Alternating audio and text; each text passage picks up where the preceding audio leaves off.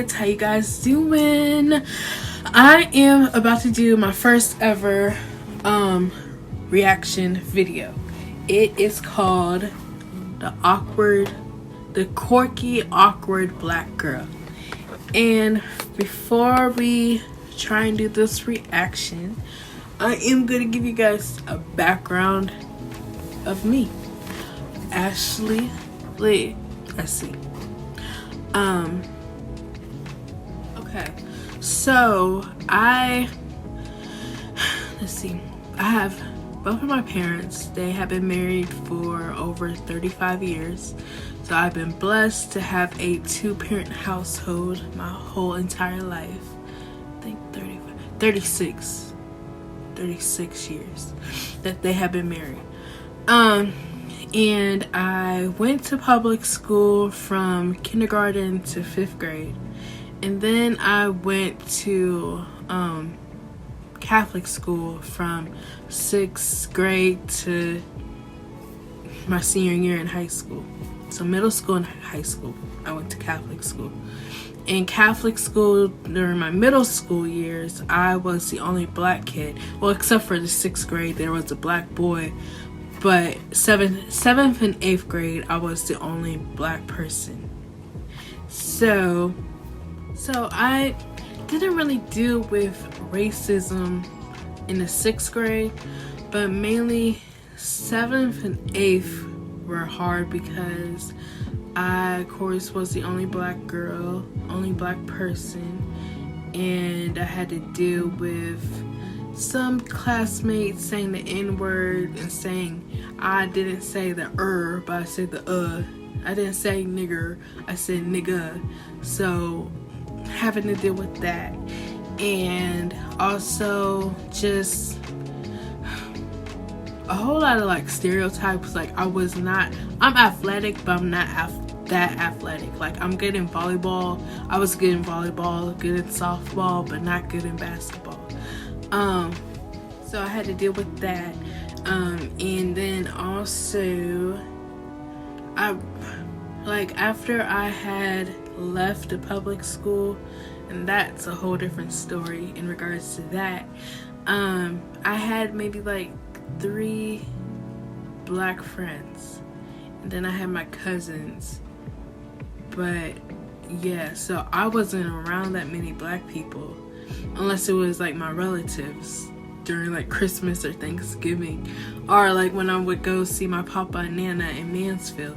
So I wasn't around many black boys, and truthfully, like when we were starting to like date and whatever, I actually was scared to approach black boys. And even in high school, I don't know, I was awkward as F. And then it didn't help because I was the only child, and also my parents were pretty overprotective, and so I was pretty sheltered. But so like in high school, let's jump to high school. I didn't really date. My first kiss was at 16, and it was not my prom, but the guy that took me to his prom. So I was a junior and he was a senior. So that was my first kiss at his prom. So yeah, I didn't date, and even like I had like black guy friends, but I was still awkward as F because usually, okay, so like in high school, I always been like quiet. So like when guys would just stare at me, they would not come up to me, and I was told by my nana to always have the guy approach you, and so that's what I did. But they never approached me, they just stared at me. So like I had one incident where a guy had his friend ask asked me out for him. And it was when I was a freshman and he was a junior, and his friend was a junior too. But I had to deal with a whole lot of body dysmorphia because I was more the chunky side, and so that's a whole different discussion. And so that's what I do best. And like with COVID, truthfully, like quarantine, I've been quarantined my whole entire life, so this ain't nothing new. But like I keep saying like, but I always been quirky. So that's somewhat of my background. And let's try and do this review or reaction. This reaction. For the vibes. But I'm going to be talking about the concept of the quirky/awkward black girl. I feel like this trope has been somewhat on the rise in the mainstream media in the past few years, but I know a lot of people still want to see more of this character because there historically has not been nearly enough representation. Also, I'm going to be using quirky and awkward interchangeably throughout this video. Side note, I am by no means an anthropologist or expert on black women's role in the media. I just have Google. Okay, let's start from the beginning with the most historically influential stereotypes that black women in media have been confined to. Reflecting on her role in the health, Viola says, I was that journeyman actor trying to get in. Not a lot of narratives are also invested in our humanity. They're invested in the idea of what it means to be black, but it's catering to the white audience. The white audience at the most can sit and get an academic lesson into how we are. Then they leave the movie theater and they talk about what it meant. They're not moved by who we were. She's expected to always give, but never take. She's the obedient, submissive, asexual servant who is thought of as more of a natural resource that keeps on giving and never runs out than an actual human being. And that's what I hate. Like, yes, we are all women and we are all naturally giving in some aspect, but that's... CBS will air First Lady Michelle Obama's final interview inside the White House with Oprah. In a preview, the First Lady shares her thoughts on being labeled an angry black woman after President Obama began his campaign for president back in 2007. Oh, look how young they look. That angry black woman, was that one of the things that knocked you back? Well, that was one of those things that you just sort of think, dang, you don't even know me. Next, we have the sapphire, also known as the angry black woman. This trope started in the antebellum era where a real woman was considered a white woman, a delicate, soft damsel. Black women were thought to be the opposite of this, and by the mid-19th century, angry became a set-in-stone antecedent that preceded their identity. Okay, you guys back? Hand me, Satan. But I'm gonna get to hand you because I'm gonna put my foot in your... I particularly hate this trope because even now I think black women are consciously and subconsciously taught to overcompensate their femininity because this stereotype says that blackness inherently takes away from being a woman. A woman should be very, very soft. And so should her hair. That's why I switched to soft and beautiful cream relaxer. A white girl can wear a messy bun and looser fitting clothes and minimal makeup, and it's a cute, natural, effortless, boho look. And suddenly, when a black woman does this, especially a darker skinned black woman, her hair is nappy and she looks unkept. When Foxy Brown comes to town, all the brothers gather round, 'cause she can... Now, Foxy Brown is my girl. She's one of the pioneers of making it sexy, but not taking no shit, and being that boss. And she's from Ohio, too. I think she's one of my cousins. That one chick hit squad who creamed you as coffee is back to do a job on the mob as Foxy Brown. You tell me who you want done, and I'll do the hell out of it. And this brings me to the third stereotype, the Jezebel.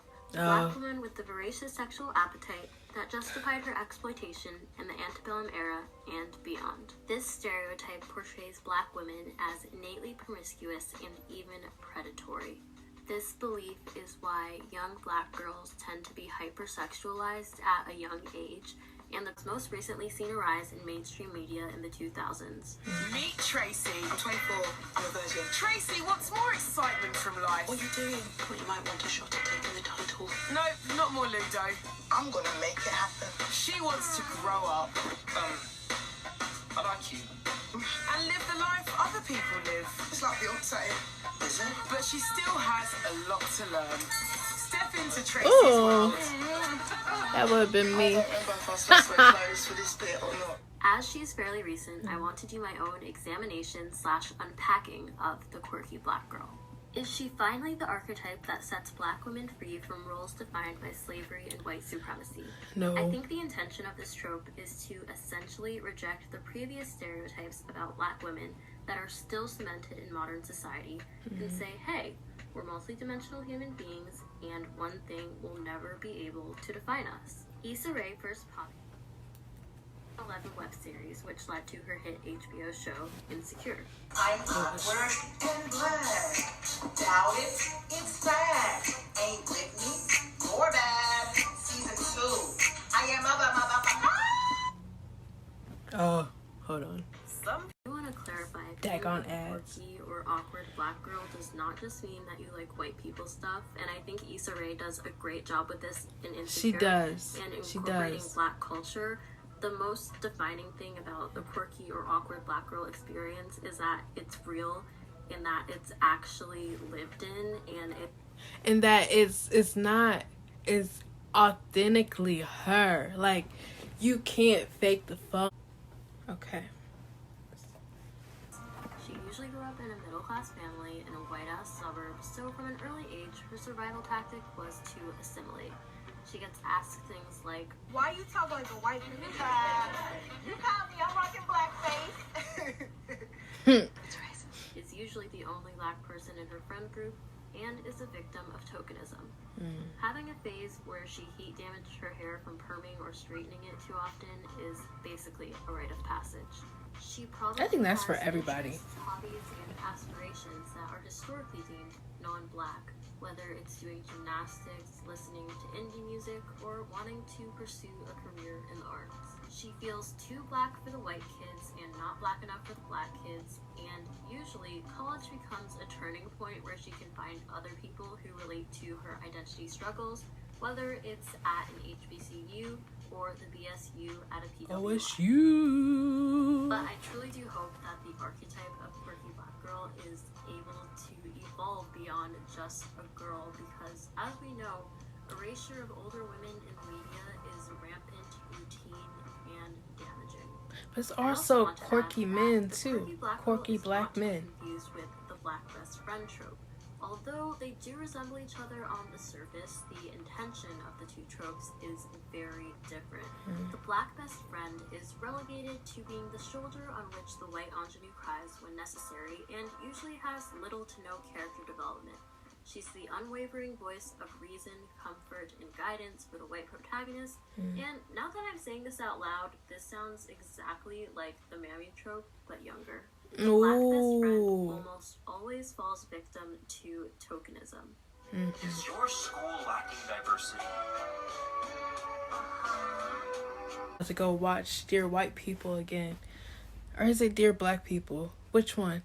But I love that. I love that series. But yeah, cause the black best friend is more of like a yes man, and I can't do that. But that's a good analogy. I never even thought about that as being the younger version mammy.